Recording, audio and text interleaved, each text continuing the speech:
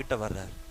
நம்மளை உயர்த்தும்படி, நம்மளை உன்னதத்துக்கு உயர்த்தும்படி, அவரோடு கூட உன்னதங்களிலே உட்கார வைக்கும்படி உன்னதத்திலிருந்து இறங்குறாரு. எதுக்குங்க இறங்குறாரு?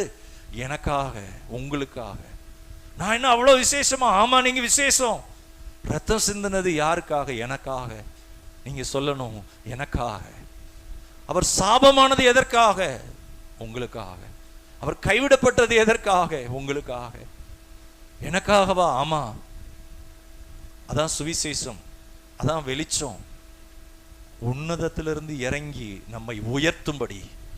அதனாலதான் சொல்லப்பட்டிருக்கு, அவர் உன்னை வாளாக்காமல் தலையாக்குவார், கீழாக்காமல் மேலாக்குவார். கையை உயர்த்தி சொல்லுங்களேன், அவர் என்னை வாளாக்காமல் தலையாக்குவார், கீழாக்காமல் மேலாக்குவார்.